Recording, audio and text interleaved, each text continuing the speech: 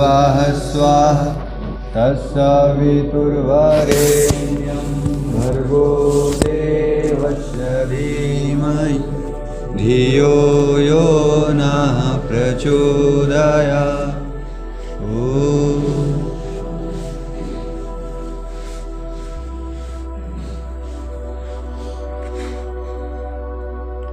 अथा उपासना। उपासना के लाभ। एक उपासक जो उपासना करने बैठता है तो उसके जीवन में इतनी पवित्रता आ जाती है कि उसका मान दुश्मन भी करते हैं। एक उपासक जब उपासना करने बैठता है तो उसके जीवन में इतनी निडरता आ जाती है कि वह किसी चीज़ से भी नहीं डरता है। एक उपासक जो उपासना करता है उसके जीवन में पहाड़ के समान आया दुख भी राई के दाने के समान प्रतीत होता है। एक उपासक जो उपासना करता है तो उसे इस तरह का सुख प्राप्त होता है जैसे अग्नि के समीप ठिठुरते हुए व्यक्ति को अग्नि का समीप मिलने पर प्राप्त होता है। इसलिए आओ हम सभी को सच्चे मन से उपासना करनी चाहिए। संकल्प करें कि जितनी देर मैं उपासना करूंगा अपने मन को मैं कोई भी और विचार नहीं उठाऊंगा, कोई भी विचार अपने मन में नहीं उठाऊंगा, ना भूत का ना भविष्य का। जितनी देर मैं उपासना करूंगा उतनी देर सिर्फ अपने उपासना पे ध्यान दूंगा। कोई विचार आए तो उसे हटा दूंगा। संकल्प करें। उपासना का अर्थ है ईश्वर की समीपता, ईश्वर का सानिध्य, ईश्वर का साक्षात्कार। यहाँ समीपता का अर्थ है ज्ञान से है, किसी दूरी से नहीं है, क्योंकि ईश्वर तो निराकार है, हर जगह है, वो हमारे सबसे नज़दीक है।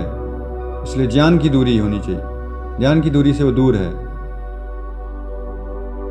एक उपासक जो उपासना करने बैठता है तो सबसे पहले जरूरी है वैराग्य। वैराग्य प्राप्त होता है विवेक पूर्वक चिंतन करने से। विवेक कहते हैं जो वस्तु जैसी है उसको वैसा मानना, वैसा स्वीकार करना और उसको अपने जीवन में वैसा उतारना। एक उपासक जो उपासना करने बैठता है तो विवेक पूर्वक चिंतन करता है कि मैं संसार में क्यों आया हूं और क्या चाहता हूं। एक आत्मा हूं, मैं संसार में क्यों आया हूं और क्या चाहता हूं। सभी प्राणी सुख चाहते हैं, मैं भी सुख चाहता हूं। एक चींटी का रास्ता रोको तो वह भी बंधन पसंद नहीं करती है, वो भी बगल से निकल जाती है। एक गाय को भी बंधन में बांधना चाहो वो भी पसंद नहीं करती है, वो भी चाहती है कि मुझे स्वतंत्र रखा जाए, वो भी सुख चाहती है। फिर विवेक पूर्वक उपासक चिंतन करता है कि मैं सुख किन वस्तुओं में अनुभव करता हूँ। मैं अपने शरीर में सुख अनुभव करता हूँ, माता पिता में, सरकारी नौकरी में, डिग्री डीएमसीओ में, संसार के यश अपयश में मैं सुख अनुभव करता हूँ, गाड़ी बंगलों में। फिर उपासक चिंतन करता है कि मैं जिन चीज़ों में सुख अनुभव कर रहा हूँ क्या मुझे इनमें लंबे काल का सुख मिलेगा, क्या मुझे स्थायी सुख दे सकती हैं। जिस शरीर में मैं सुख अनुभव करता हूँ क्या मुझे लंबे काल का सुख दे सकता है। विवेक पूर्वक चिंतन करता है।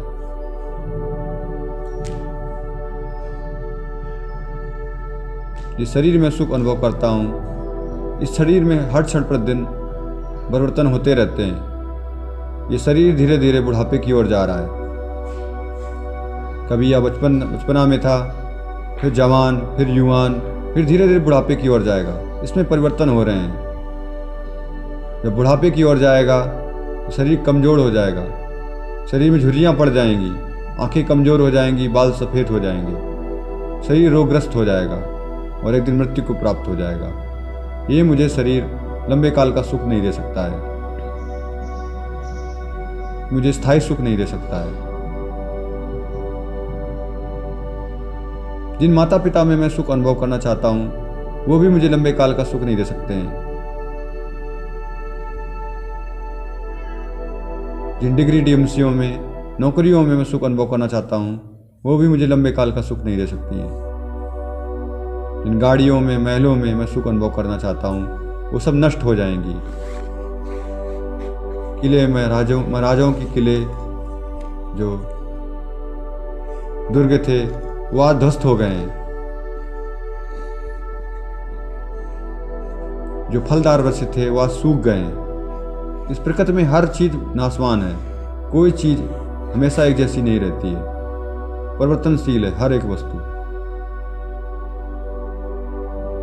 फिर उपासक सोचता है कि मैं जिन चीजों में सुख अनुभव कर रहा हूं, ये मुझे थोड़े काल का सुख दे सकती हैं, मुझे तो स्थायी और लंबे काल का सुख चाहिए। तो आचार और विद्वानों से पूछता है कि स्थायी और लंबे काल का सुख किन वस्तुओं में है। तो स्थायी सुख तो स्थायी वस्तुओं में होगा। आचार्य बताते हैं वो परम पिता परमेश्वर की सत्ता में है, जिसने सृष्टि की रचना की है, जो कण कण में है, हर जगह है। उसे प्राप्त करने का मार्ग पूछते हैं तो बताते हैं अष्टांग योग। अष्टांग योग के द्वारा उस परम पिता परमेश्वर को जाना जा सकता है। अष्टांग योग। अष्टांग योग का पहला अंग है यम। यम के 5 भाग होते हैं। पहला भाग है अहिंसा।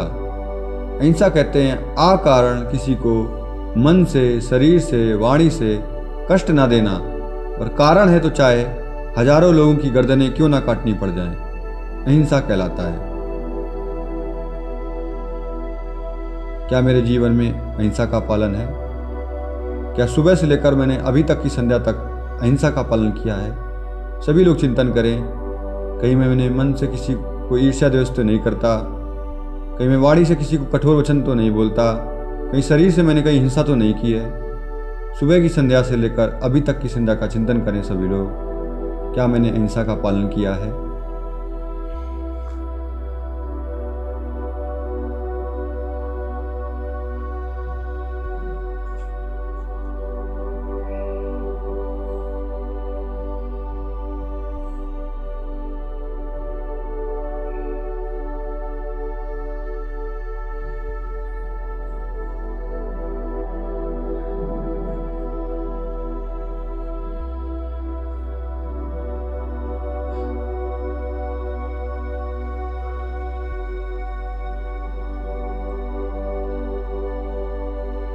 अहिंसा का पालन किया है तो बहुत अच्छा है, नहीं किया है तो पश्चाताप करें और संकल्प लें कि मैं अहिंसा का पालन करूंगा, मैं किसी से ईर्ष्या द्वेष नहीं करूंगा, मैं कठोर वचन नहीं बोलूंगा, और मैं अपने शरीर से कभी हिंसा नहीं करूंगा, कारण कभी भी हिंसा नहीं करूंगा। संकल्प लें। अहिंसा के बाद आता है सत्य। सत्य कहते हैं जैसा हमारी आत्मा में है वैसा प्रमाणों से प्रशिक्षित करके बोलना सत्य कहलाता है।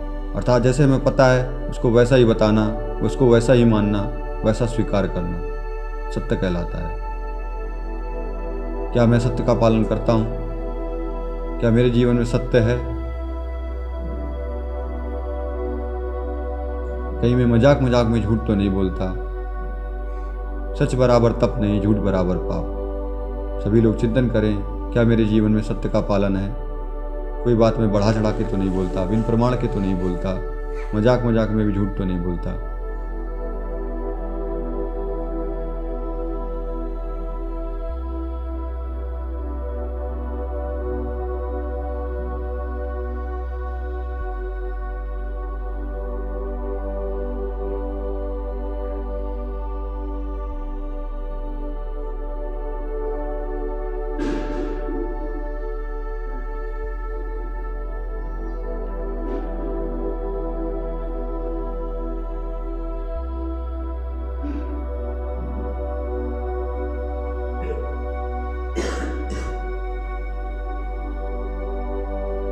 संकल्प करें कि मैं सत्य का पालन करूंगा। अहिंसा। सत्य के बाद आता है अस्तेय। यम का तीसरा भाग है अस्तेय। अस्तेय कहते हैं किसी की वस्तु को बिन से पूछे न लेना, अर्थात मन से, शरीर से, वाणी से किसी की वस्तु को ना उठाना, जो उसका मालिक है उससे पूछ के ही लेना। क्या मेरे जीवन में अस्तेय का पालन है? क्या मैं मन से, शरीर से, वाणी से अस्तेय का पालन करता हूँ? किसी की चप्पल, मोबाइल, चार्जर, किताबें, पुस्तकें बिन पूछे तो नहीं लेता। किसी खाने की वस्तु पड़ी है तो उसे देखकर ललायित तो नहीं होता। क्या मेरे जीवन में अस्तेय का पालन है? सभी लोग चिंतन करें।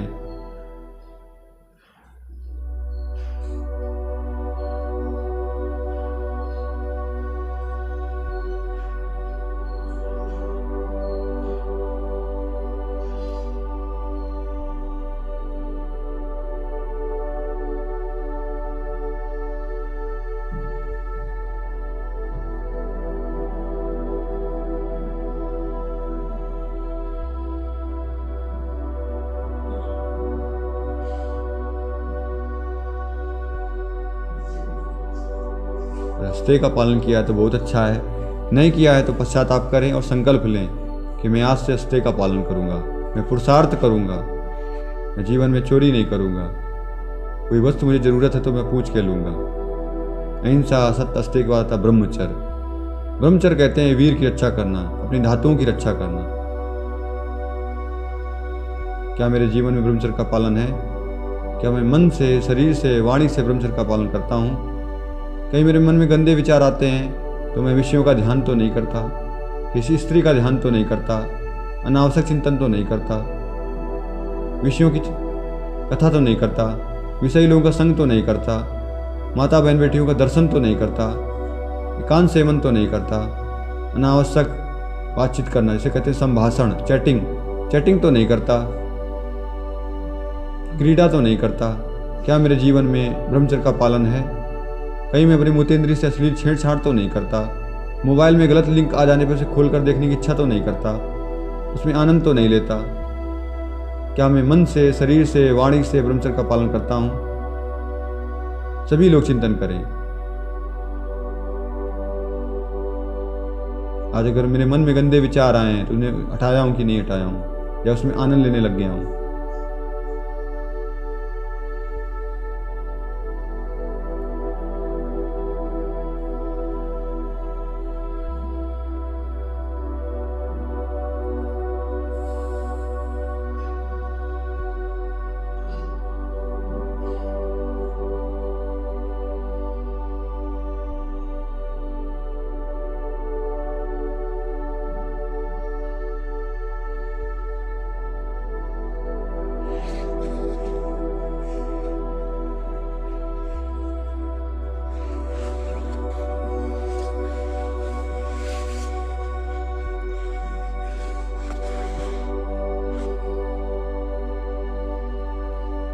अगर ब्रह्मचर्य का पालन किया तो बहुत अच्छा है, नहीं किया है तो पश्चाताप करें और दंड लें कि मैं आज से और अभी से ब्रह्मचर्य का पालन करूंगा। महाभारत के युद्ध में भीष्म पितामह पांडवों को ब्रह्मचर्य का उपदेश देते हुए कहते हैं कि जो व्यक्ति ब्रह्मचर्य का पालन करता है उसे सभी शुभ गुण प्राप्त हो जाते हैं। महर्षि दयानंद सरस्वती कहते हैं जो व्यक्ति ब्रह्मचर्य का पालन करता है उसे उत्साह, अरोगता, आयु, बल, बुद्धि, विद्या, यश, कीर्ति सभी प्राप्त होते हैं। महर्षि धन्वंतरी कहते हैं जो व्यक्ति ब्रह्मचर्य का पालन करता है उसके लिए ब्रह्मचर्य औषधियों की परम औषधि है। राजा भर्तहरि चक्रवर्ती राजा कहते हैं जो व्यक्ति ब्रह्मचर्य का पालन करता है वो बिरला मनुष्य होता है, समान मनुष्य इसके बारे में सोच भी नहीं सकता। वेद कहते हैं जो व्यक्ति ब्रह्मचर्य का पालन करता है वो देवता होता है, वो अपनी बुढ़ापे और मृत्यु को भी जीत लेता है। ब्रह्मचर्य सभी शुभ गुणों का मूल है। ब्रह्मचर्य नाश जीवन नाश है। संकल्प करें कि मैं आज से ब्रह्मचर्य का पालन करूंगा। यम का पांचवा भाग आता है ईश्वर प्रणिधान। अहिंसा, सत्य, अस्तेय, ब्रह्मचर्य के बाद आता है ईश्वर प्रणिधान। ईश्वर प्रदान कहते हैं जो भी हमारे पास कोई भी वस्तु है उसे अपना ना समझकर परमपिता परमेश्वर की समझना अर्थात उसी को अर्पण कर देना।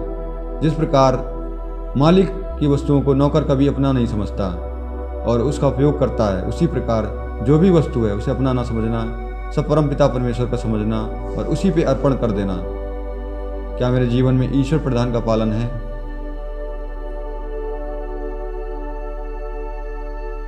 सभी लोग चिंतन करें।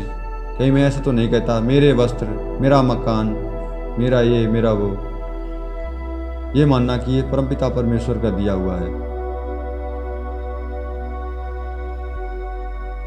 संकल्प करें कि मैं ईश्वर प्रदान का पालन करूंगा। जो भी वस्तु है सब परमपिता परमेश्वर पे अर्पण करके चलूंगा। इदं नमः। हे प्रभु जो भी वस्तु है कहते हैं तेरा तुझको अर्पण क्या लागे मेरा। हे प्रभु जो भी मेरे पास है, मेरा शरीर, मेरे माता पिता, मेरा धन, जो भी है सब प्रभु आप ही को अर्पण। मेरा कुछ भी नहीं, सब आप ही का दिया हुआ है प्रभु। मेरा शरीर भी आपने दिया है, माता पिता तो निमित्त मात्र हैं। संकल्प करें कि मैं ईश्वर प्रदान का पालन करूंगा और परमपिता परमेश्वर से प्रार्थना करें कि हे प्रभु मुझे इतना आत्मबल दें कि मैं अहिंसा, सत्य, अस्तेय, ब्रह्मचर्य, अपरिग्रह का कठोरता से पालन कर सकूं। यम के बाद आता है नियम। नियम होते हैं 5। पहला भाग है शौच। सोच में आता है बाह्य सोच, आंतरिक सोच। बाह्य सोच में आता है मेरा शरीर, मेरे वस्त्र, मैं जिस स्थान पर रहता हूँ उसकी शुद्धि रखना, बर्तनों की शुद्धि रखना, जिस मार्ग स्थान पर रहता हूँ उसकी शुद्धि रखना। क्या मैं बाह्य सोच का पालन करता हूँ? सभी लोग चिंतन करें। क्या मैंने आज स्नान किया है? मेरे वस्त्र साफ सुथरे हैं कि नहीं है? मेरे बिस्तर, मेरे बर्तन, जिस कक्ष में रहता हूँ वहाँ की शुद्धि रखता हूँ कि नहीं रखता हूँ? जिस स्थान पर रहता हूँ उस मार्ग की शुद्धि रखता हूँ कि नहीं रखता हूँ?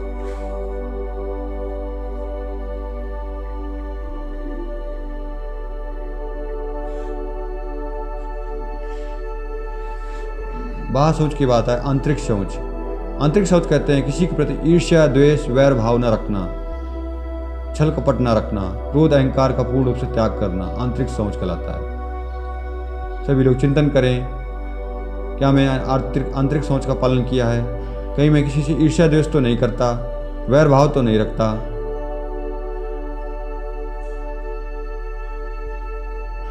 कहीं मैं किसी की उन्नति से तो नहीं जलता? सभी लोग चिंतन करें।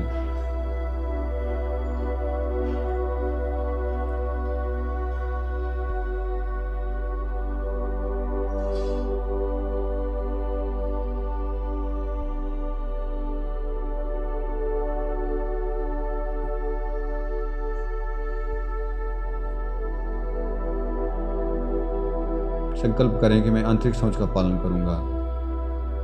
सोच की बात आए संतोष। नियम का दूसरा भाग है संतोष। संतोष कहते हैं किसी भी कार्य को करने में उसका फल हमें थोड़ा मिले या ना भी मिले तो कार्य को बीच में न छोड़ना और लगातार धैर्यपूर्वक उसे करते रहने का नाम संतोष है। क्या मेरे जीवन में संतोष का पालन है? कहीं जरा सी कठिनाई आने पर मैं किसी कार्य को बीच में तो नहीं छोड़ देता, धैर्यपूर्वक उसे करता हूं कि नहीं करता हूं? सभी लोग चिंतन करें, क्या मेरे जीवन में संतोष है?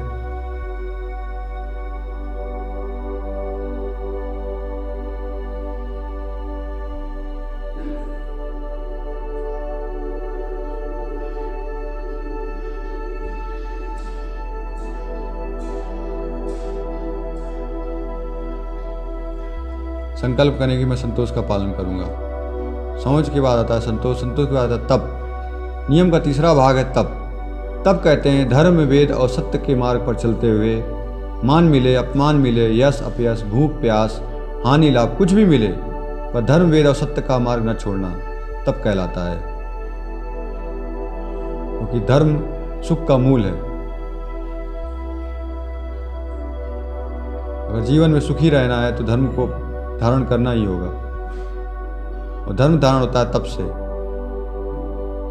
क्या मेरे जीवन में तप का पालन है? कहीं मैं अपने स्वार्थ के लिए धर्म, वेद और सत्य का मार्ग तो नहीं छोड़ देता? सभी लोग चिंतन करें, कहीं जरा से जीवन में कठिनाई आने पर धर्म, वेद और सत्य का मार्ग तो नहीं छोड़ देता? क्या मैं तप करता हूं?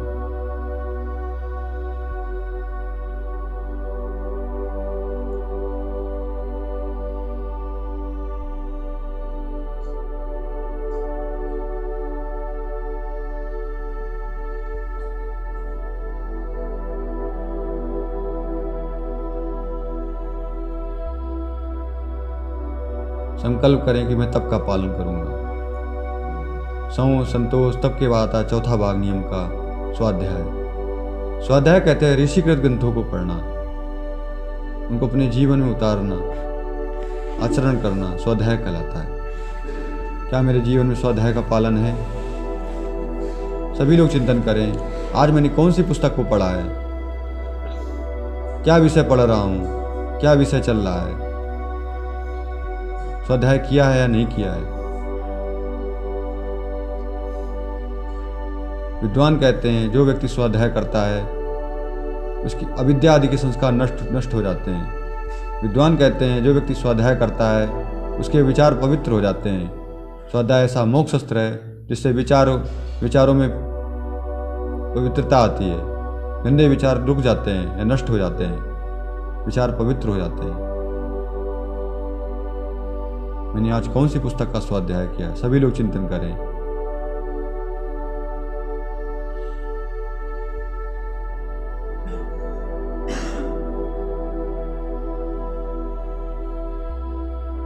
स्वाध्याय किया तो बहुत अच्छा है, नहीं किया है तो संकल्प करें कि मैं प्रतिदिन एक पेज का स्वाध्याय करूँगा, अपने जीवन में उन्नति के लिए मैं स्वाध्याय करूँगा।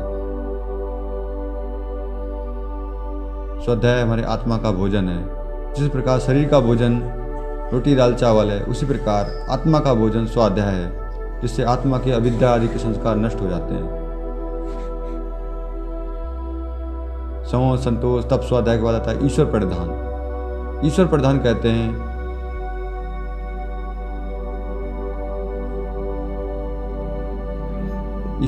कहते हैं जो भी है हमारे पास सब परम पिता परमेश्वर पे अर्पण कर देना, मेरा अपना कुछ भी न समझना।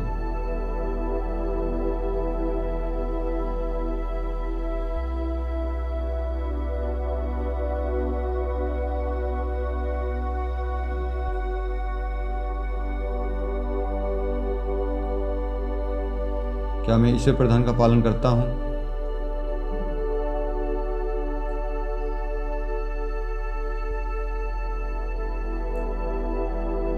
संकल्प करें कि मैं ईश्वर प्रधान का कठोरता से पालन करूंगा और परम पिता परमेश्वर से प्रार्थना करें कि हे प्रभु, मुझे दे इतना आत्मबल कि मैं अहिंसा, सत्य, अस्तेय, ब्रह्मचर्य, अपरिग्रह, संयम, संतोष, तप, स्वाध्याय, ईश्वर प्रधान का कठोरता से पालन कर सकूं। नियम की बात है आसन। आसन कहते हैं स्थिर सुखम आसनम।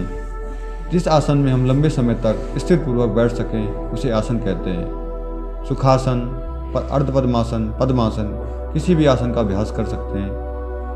कमर गर्दन सीधी हो। आसन की बात है प्राणायाम। प्राणायाम होते हैं मुख्य रूप से 4। पहला प्राणायाम है बाह्य प्राणायाम, इन्हें वैदिक प्राणायाम भी कहते हैं। बाह्य प्राणायाम, अभ्यंतर प्राणायाम, स्तंभवृत्ति प्राणायाम और बाह्य अभ्यंतर छिपी स्तंभवृत्ति प्राणायाम। बाह्य प्राणायाम में सांसों को हम अंदर भरते हैं और बाहर छोड़ देते हैं और लंबे समय तक बाहर ही रोकने का प्रयास करते हैं। कमर गर्दन सीधी होनी चाहिए। प्राणायाम के लाभ सुने। प्राणायाम ब्रह्मचारी के प्राण होते हैं। महर्षि मनु लिखते हैं कि जिस प्रकार सोने को तपाने से वह कुंदन हो जाता है, उसी प्रकार प्राणों को वश में करने से प्राणों से मन से इंद्रियां वश में हो जाती हैं। प्राणायाम करने से शरीर में वीर जैसी धातुएं बढ़ती हैं, बुद्धि सूक्ष्म हो जाती है, प्रज्ञा हो जाती है और कठिन से कठिन विषय भी हम शीघ्र याद कर सकते हैं। प्राणायाम करने से शरीर में बल बढ़ता है। प्राणायाम करने से शरीर के अंदर के रोग होते हैं नष्ट हो जाते हैं। प्राणायाम करने से जो प्रमेह आदि गुप्त रोग होते हैं वो सब खत्म हो जाते हैं। इसलिए हम सभी को रुचिपूर्वक प्राणायाम करना चाहिए। सभी लोग बाह्य प्राणायाम का अभ्यास करेंगे। कमर गर्दन सीधी हो। सांसों को अंदर भरेंगे और बाहर छोड़ देंगे और बाहर ही लंबे समय तक रोक करके लंबे समय तक रोकने का प्रयास करेंगे।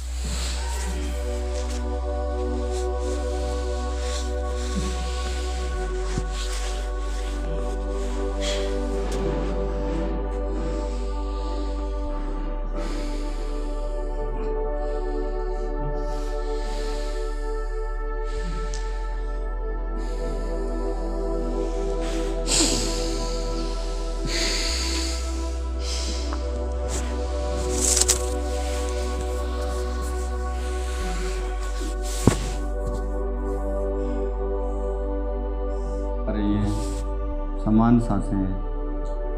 अब हम करेंगे अभ्यंतर प्राणायाम। अभ्यंतर प्राणायाम में हम सांसों को अंदर भरते हैं और अंदर ही रोक देते हैं और लंबे समय तक अंदर ही रोकने का प्रयास करते हैं। समान सांसें आ रही हैं, जा रही हैं। सांसों को भर लें,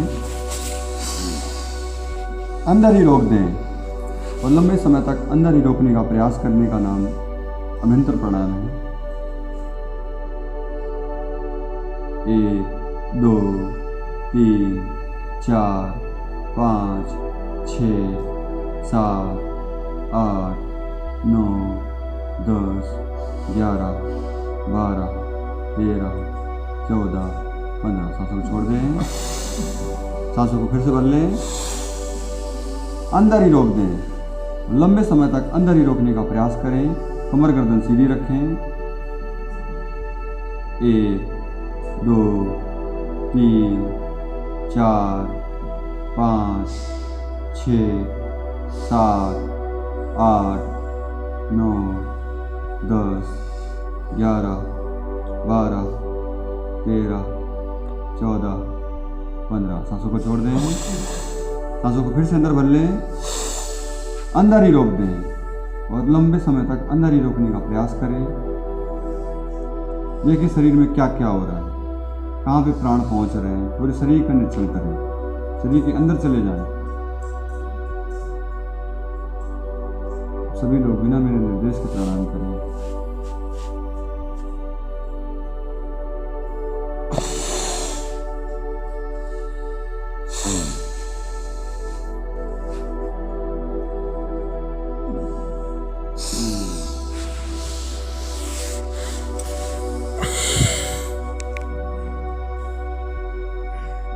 सांसें आ रही हैं, जा रही हैं। अब हम करेंगे स्तमृति प्राणायाम। स्तमृति प्राणायाम में सांसें जो आ रही हैं, जा रही हैं, समान सांसें कहीं भी एकदम उसको रोक देते हैं, अंदर या बाहर कहीं भी रोक देते हैं और लंबे समय तक उसे रोकने का प्रयास करते हैं। सांसों पे ध्यान दीजिए, सांसें आ रही हैं, जा रही हैं, सामान्य सांसें रोक दीजिए, अंदर या बाहर कहीं भी एकदम रोक दीजिए और लंबे समय तक उसे रोकने का प्रयास कीजिए। 1 2 3 4 5 6 7 8 9 10 11 12 13 14 15। सांसों को समान होने दीजिए। सांसें आ रही हैं, जा रही हैं, सामान्य सांसें आ रही हैं, जा रही हैं। सांसों पे ध्यान लगाइए, रोक दीजिए, अंदर या बाहर कहीं भी सांसों को रोक देना और लंबे समय तक रोकने का प्रयास करने का नाम स्तमृति प्राणायाम। 1 2 3 4 5 6 7 8 9 10 11 12 13 14 15। सांसों को समान होने दीजिए। सांसें आ रही हैं, जा रही हैं, सामान्य सांसें। अब बिना मेरे निर्देश के प्रणाम कीजिए।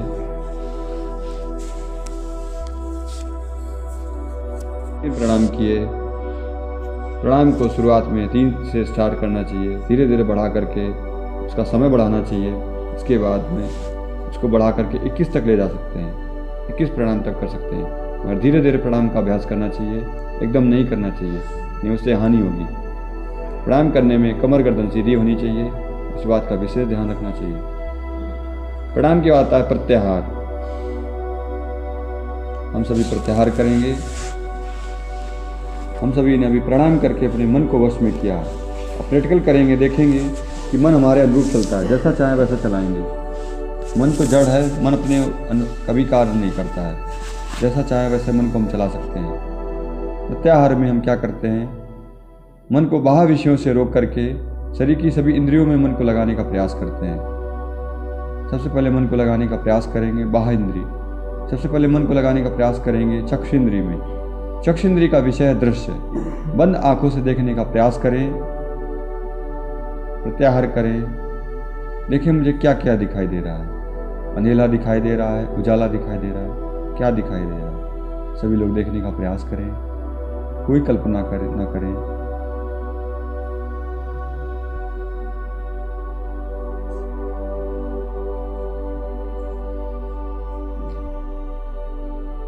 को लगा लेंगे कर्ण इंद्री में। कर्ण इंद्री का विषय है शब्द। दूर से दूर की ध्वनि को सुनने का प्रयास करें, शब्दों को सुनने का प्रयास करें, क्या क्या सुनाई देता है।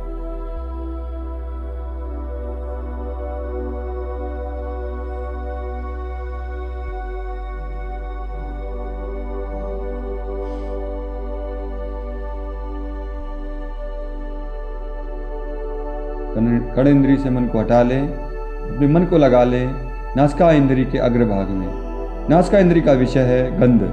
गंध को सूंघने का प्रयास करें, कैसी गंध महसूस हो रही है।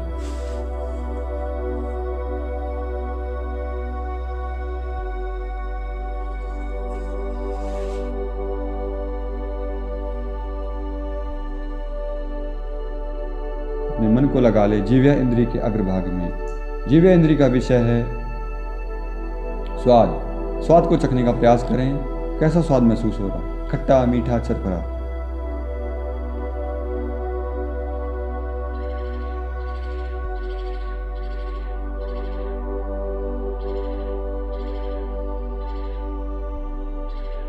अपने मन को लगा लें त्वचा इंद्री में। त्वचा इंद्री का विषय है स्पर्श। पूरे शरीर में स्पर्श को महसूस करें, क्या क्या स्पर्श हो रहा है, कहाँ पे वायु स्पर्श कर रही है, कहाँ पे अंग स्पर्श कर रहे हैं, कहाँ पे वस्त्र स्पर्श कर रहे हैं। पूरे शरीर का निरीक्षण कीजिए, अपने मन को लगा लें त्वचा इंद्री में।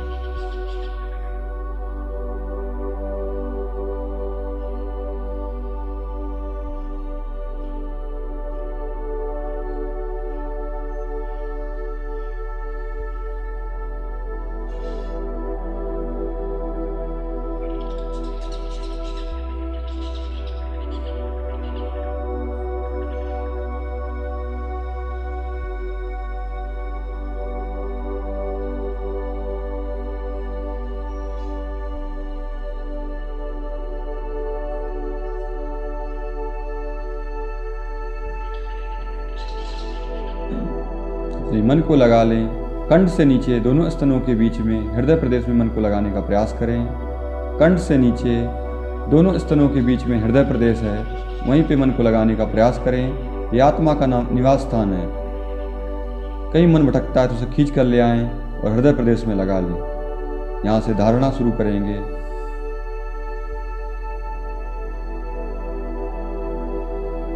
मन को कंठ में अपने मन को कंठ से नीचे हृदय प्रदेश में लगाने का प्रयास करें।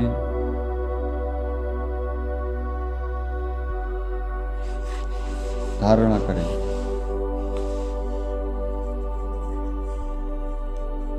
और परमपिता परमेश्वर के गुणों का चिंतन करें। उसी में समाहित होने का प्रयास को कहते हैं ध्यान करना। मन कहीं भटकता है तो उसे खींच करके वापस ले आएं। कंठ से नीचे दोनों स्तनों के बीच में लगा लें और परमपिता परमेश्वर के गुणों का चिंतन करें। उसी में समाहित होने का प्रयास करें। ओम सर्वज्ञ। हे परमपिता परमेश्वर, आप सर्वज्ञ हैं प्रभु। आप अधिक बुद्धि वाले हैं प्रभु। आपने सूर्य, चंद्र, तारे, ग्रह, नक्षत्र, पृथ्वी, जल, वायु, मनुष्य, जीव जंतु सभी बनाए हैं प्रभु। मनुष्य तो कुछ भी नहीं बना सकता प्रभु, वो अल्पज्ञ है प्रभु। हे परमपिता परमेश्वर, हे प्रभु, मुझे भी बुद्धि प्रदान कीजिए। आप मेरे अंदर, बाहर, ऊपर, नीचे, आगे पीछे मेरे चारों। जिस प्रकार गोताखोर जल में कूदकर उसी में समाहित होने का प्रयास करता है, उसी के चारों ओर जल होता है। हे प्रभु, मुझे भी अपने आप में समाहित कर लीजिए।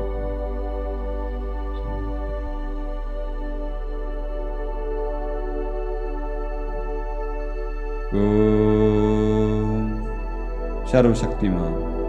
हे परमपिता परमेश्वर, आप सर्वशक्तिमान हैं प्रभु।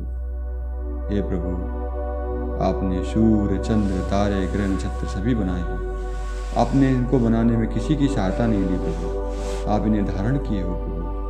आप सर्वशक्तिमान हो। हे प्रभु, मुझे भी शक्ति प्रदान कीजिए प्रभु।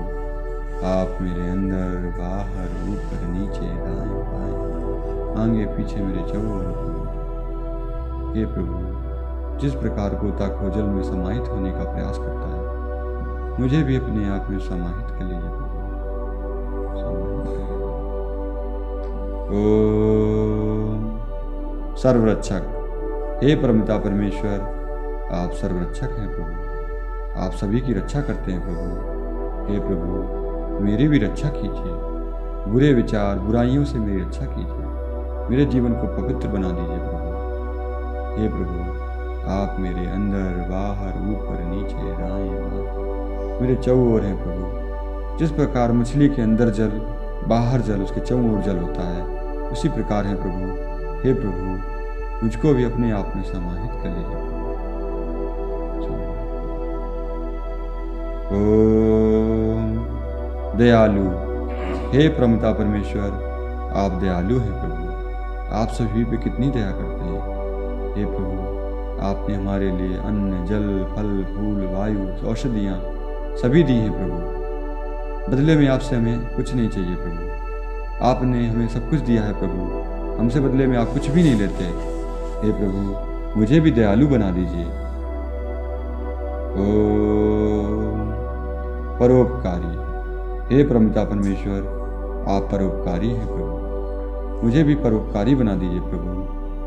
हे प्रभु, आप सभी पे कितना उपकार करते हैं। हे प्रभु, बदले में हमसे आप कुछ भी नहीं लेते। हे परमपिता परमात्मा, आप मेरे अंदर बाहर ऊपर नीचे दाएं बाएं आगे पीछे मेरे चौओर हैं प्रभु। हे प्रभु, मुझे अपने आप में समाहित कर लीजिए, समाहित कर लीजिए प्रभु, समाहित कर लीजिए। ओम पवित्र, हे परमपिता परमेश्वर, आप पवित्र हैं प्रभु, आप दोषों से मुक्त हैं प्रभु, आप में कोई दोष नहीं है प्रभु। मेरे भी जीवन को पवित्र बना दीजिए। हे प्रभु, मेरे जीवन को इतना पवित्र बना दीजिए जिससे सभी प्रेरणा ले प्रभु।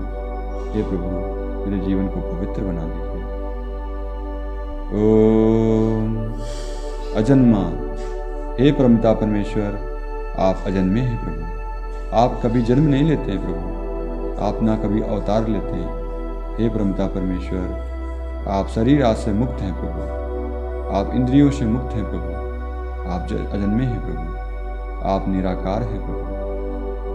ओम आनंद, हे परमपिता परमेश्वर, आप आनंद स्वरूप हैं। हे प्रभु, मुझे भी आनंद प्रदान कीजिए प्रभु, मेरे जीवन में आनंद भर दीजिए, मेरे जीवन में जो दुख हैं प्रभु उन्हें दूर कर दीजिए। हे परमात्मा, मेरे जीवन में आनंद भर दीजिए। हे प्रभु, मेरे जीवन में आप आनंद भर दीजिए। आप मेरे अंदर बाहर ऊपर नीचे दाएं बाएं आगे पीछे मेरे चौओर हैं प्रभु। जिस प्रकार एक गोताखोर जल में कूदकर उसी में समाहित होने का प्रयास करता है, उसी प्रकार अपने आप में मुझे समाहित कर लीजिए प्रभु, समाहित कर लीजिए।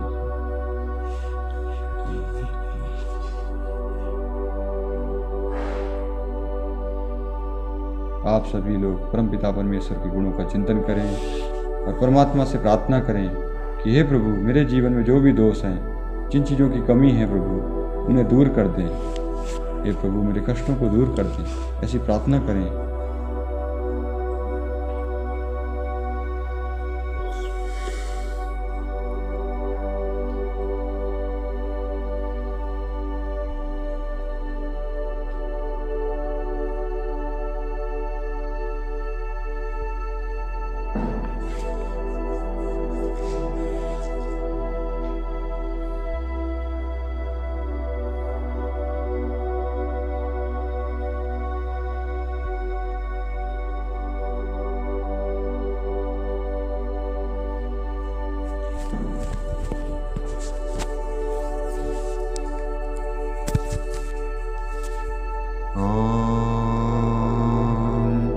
विश्वानि देव सवितर्दुरितानि परासुव यद्भद्रं तन्नयासुव।